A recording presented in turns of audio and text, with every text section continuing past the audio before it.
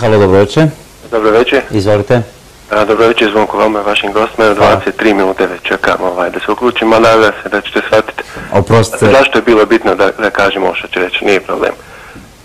Zamolio bih gospodina Petrovića, dakle, da se očituje o nečem što on napisao prije godinu dana na svom web sajtu, samo dvije kratke rečenice.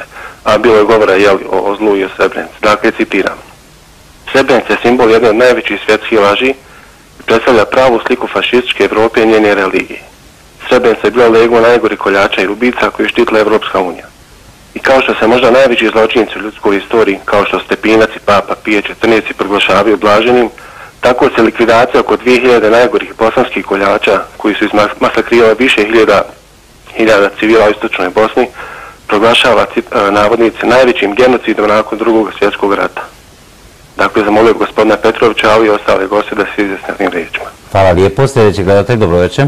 Doktor Petroviću, prvi gledatelj je citirao vezano za Srebrenicu vašu izjavu i istup. Pa ja sam vrlo otvoren da direktno odgovoram na pitanja, da ne okolišam, nego da damo odgovor na pitanje i da se neki problem reši, da se ne bi ponovo desio. Znači, postoji u Svetim spisima jedan vrlo važan tekst kada tvorac kaže da postoje 6 stvari koje on ne voli, ali ima nešto što je gad pred njegovim licem, nešto što je najodvratnije pred Bogom. I onda tvorac nabraja šta on ne voli, kaže oči ponosite, jezik laži, srce koje kuje zle misli, ruke koje prolivaju krv pravu, noge koje brzo trče na zlo, lažan svedok. Sad pazite šta je gad pred Gospodom. Onaj koji zameće svađu među braćom. Ja sam govorio o pitanju rata u Bosni. I ja o tome javno govorim gde god me pitaju.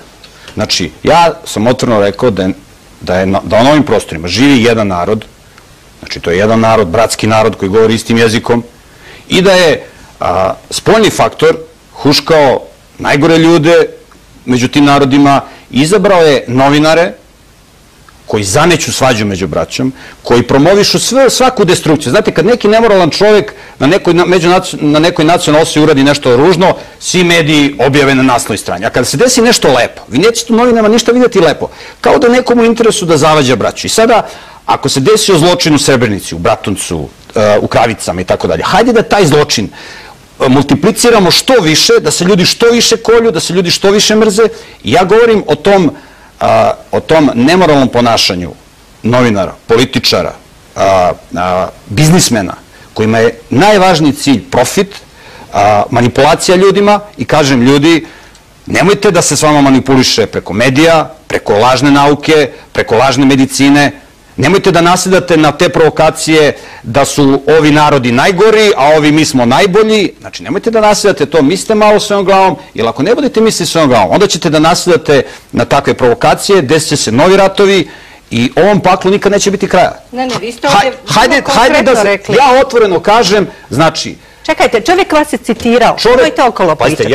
Čovjek vas je citirao, rekli ste konkretno. Ja sam konkretno rekao da su cifre iz Srebrenice preuveličane da bi se huškao narodi jedni protiv drugih. U isto vreme, ti mediji nikada nijednu... Kako znate da su? Pa znamo, na prvo, hoćete da pričamo o tome... A kako znate? Hoćete da pričamo o tome? Govorimo o činjenicama. Postoji istraživanja sudskih veštaka, postoji sudska medicina, tačno se zna koliko je ljudi bilo vezano za ruke i za nove. Pa možete da pročitate u literaturu, a vi, gospođo, ne znate ni da je nezdrava ishrana vodič uzrok bolesti, vi ne znate da su naši preci živjeli bolje nego sad, vi ne znate ni ovo... Pa ja mnogo toga ne znam, ja to priznajem da ne znam, ali vi sve znate i to me plaši.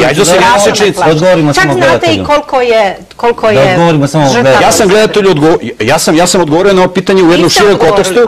Čovjek je van konteksta izneo citat gde sam ja rekao ja sam rekao da su se dešavali zločini i govorio sam da su cifre svuda gde su se govorili zločini preuveličane, da bi se narod huškao. Ta priča se isto, on je citirao ovog konteksta. Tačno ste rekli, 2000 nekakvih zločinaca su pobijeni. Spominje se cifra od 2000, spominje cifra od 8000, ovde se spominja, znate, svako ima svoju priču, a šta je poenta te priče? Da vi opet imate da se narodi zavađaju, da se braća kolju između sebe, da mi ne možemo da živimo kao ljudi međusobno. Poenta te priče je da se dođe do nekih činjenica. Da li mi danas živimo bolje nego pre rata? Ako mi danas živimo gore nego pre rata, to znači da je taj rat bio besmislen, a navodno je taj rat bio da bi nam bilo bolje. Znači mi živimo sve gore i gore. Sve sudske instance su dokazali... Ali ne, ja govorim o nečem drugom. Ali sve sudske instance, dakle i Međunarodni tribunal i poimenice i kada dođete u memorialni centar Potočari, poimenice vidite. Jeste bili tamo? Gospodine, ne govori se ovdje o ciframa. Gospodine, ne govori ovdje o ciframa. Govori se, vi ste rekli cifra 2000. Ja govorim, pazite, ja sam spomenuo cifru 2000. U Potočarima piše 8700 i nešto. 832. Tako. 8325. Ovi minimiziraju, kažu ne, nije bilo je samo 360 vezanih i ovi drugi su možda poginuli na drugim mjestima, onda ovaj treći kaže ne, pa imamo... Ali kako dođu u Potočarima može biti... Ne, šta hoću da kažem, šta je poenta priče o tome?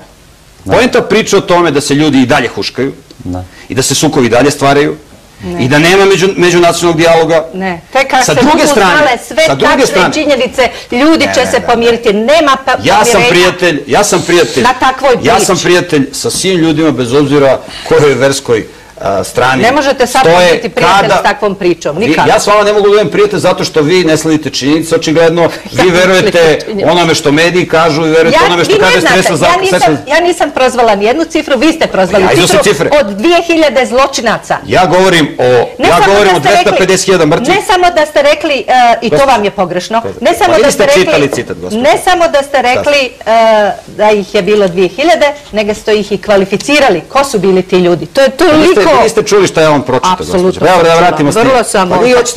Da čujemo još neke od gledatelja, pa da prigodimo emisiju kraju. Halo, dobro večer.